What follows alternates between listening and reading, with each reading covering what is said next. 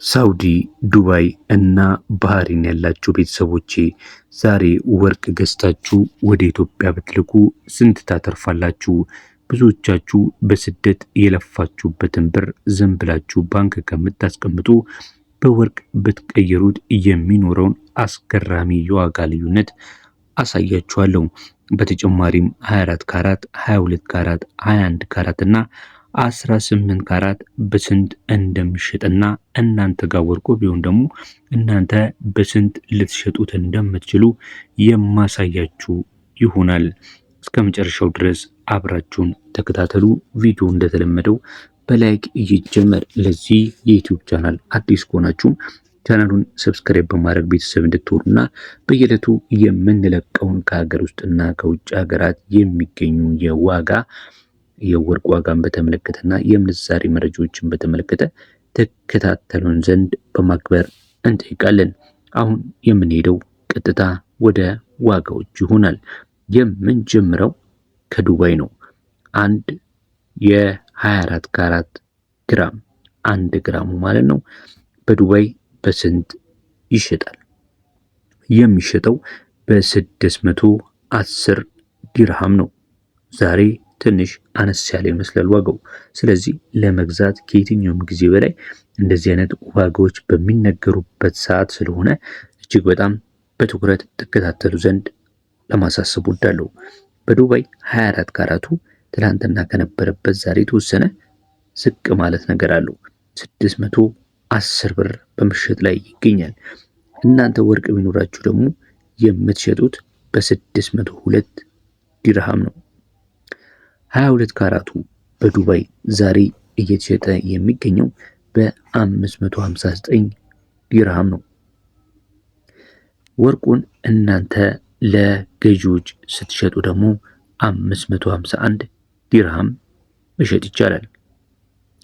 የ21 ካራት የዱባይ የሱቆችን መሸጫ ስንመለከት እንግዲህ በ533 እየተሸጠ ይገኛል። እናንተ ጋር ወርቁ በጥሬው ማለት ነው መሸጥ የምትችሉት ደግሞ የ525 ዲርሃም ተቆርጦለት ነው። የ18 ካራቱን በመቀጠል እንመለከታለን። ዱባይ ላይ 18 ካራቱ በ547 ዲርሃም ላይ ከሱቅ መግዛት ይቻላል። የመሸጫው ዋጋ ደግሞ የዱባይ 444 ዲርሃም ማለት ነው። እንግዲህ አራቱም ካራቶች በዱባይ በዚህ መልክ መግዛትና መሸጥ ይቻላል ማለት ነው። ይሄ የጥሬው ወርቅ ዋጋ መሆኑን ልብ እንድትሉ እንፈልጋለን። በመቀጠል የምንመለከተው ደግሞ የሳውዲ ሪያልን ነው። የሳውዲ ሪያልን ስንመለከት 24 ካራቱን ዛሬ ላይ በ625 እየተሸጠ ይገኛል። ይህም ከትላንት ተመሳሳይ ቀን ጋር ወይም ደግሞ 638 እና 639 ከነበረበት ዋጋ አንጻር የተወሰነ በ7 እና በ9 ዲርሃም ማነው ሪያል አካባቢ ወደ ታች መውረድ አሳይቷል ማለት ነው። እናንተ ቢኖራችሁ ደግሞ የምትሸጡት በ617 የሳውዲ ሪያል ነው ማለት ነው። የሳውዲ 22 ካራቱ ሱቅ ላይ የሚሸጠው በ578 ሲሆን እናንተ ልትሸጡ የምትችሉት ደግሞ በ569 ይሆናል ማለት ነው።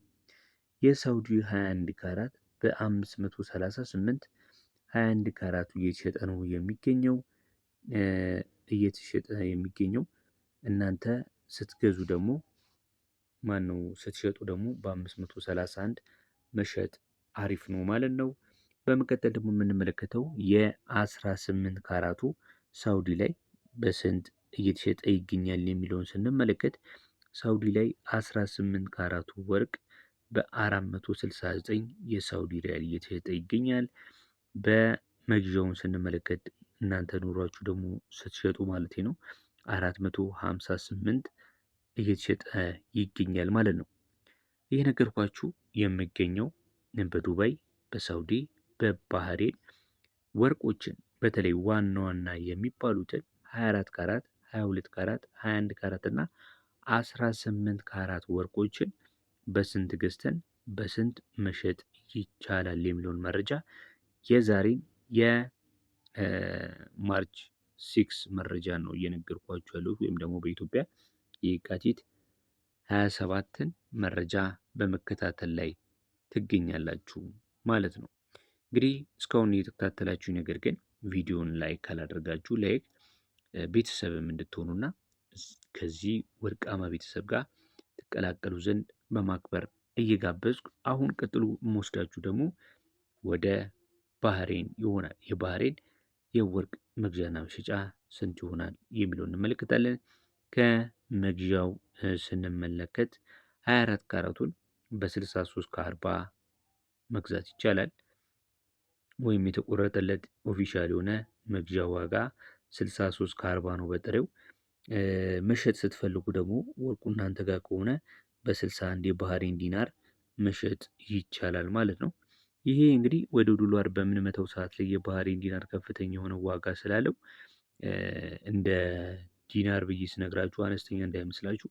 ምክንያቱም እጅግ በጣም ከፍተኛ ነው። ወደ 20 ምናምን ሺህ አካባቢ በኢትዮጵያ ከዛም በላይ የሚመነዘር ነው። በዛ ላይ ደግሞ ታውቃላችሁ የባህሬን ከዱባይ እና ከሳውዲ ሲነጻጸር እጅግ በጣም ተፈላጊና ተወዳጅ ነው። ለምን? የተለያዩ ጥንታዊና ዘመናዊ ዲዛይኖችን በመቅረጽ በጣም ጎበዞች ናቸው። ይሄ እዚህ ላይ የምትመለከቱትም የባህሬን የዘመናዊ እንዲሁም ደግሞ የጥንት የአንገት ልብሶች ናቸው፣ ወርቆች ናቸው ማለት ነው።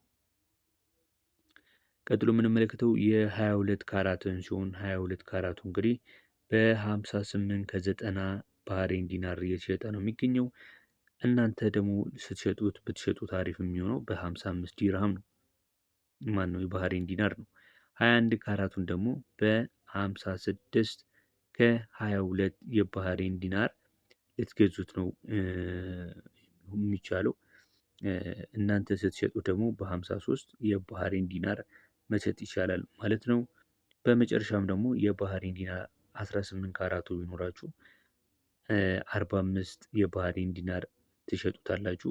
እናንተ ገበያ ላይ ወጣችሁ በምትገዙበት ሰዓት ላይ ግን 48 ከ19 የባህሬን ዲናር ያወጣል ማለት ነው። እንግዲህ ይህ መረጃ በተለይ በእነዚህ ሶስት ሀገራት ካላችሁ በውጭ ሀገርም ሆናችሁ ወርቅ ገዝታችሁ ወደ ሀገር ቤት ከመላካችሁ በፊት ይህ መረጃ እጅግ በጣም ጠቃሚ ነው። በተለይ እዛው ሽጬው ልምጣ ወይስ ሀገር ቤት ስገባ ልሽጠው ለሚለው ማለት ነው። በባህሬን እና በሳውዲ እንዲሁም በዱባይ የምትገዙት ወርቅ ኢትዮጵያ ሲገባ ስንት ያወጣል የሚለውን እንዲሁ ቀድማችሁ ለመገመት፣ በተጨማሪም ደግሞ የትኛው ካራት ቢገዛ በተሻለ ዋጋ ሊሸጠው እችላለሁ፣ የትኛው ላያከስረኝ ይችላል የሚለውን እንግዲህ ብዙዎች የማይነግሯችሁን የዋጋ ንጽጽር አድርጌ እንደዚህ ነግሬያችኋለሁ። ስለዚህ እስካሁን ድረስም አብራችሁኝ ስለቆያችሁ እጅግ በጣም አመሰግናለሁ ማለት ነው። በሌላ ቪዲዮ እንገናኛለን። ሰብስክራይብ ማድረግ እንዲሁም ላይክ ማድረግ አይረሳ። በያላችሁበት ሰላም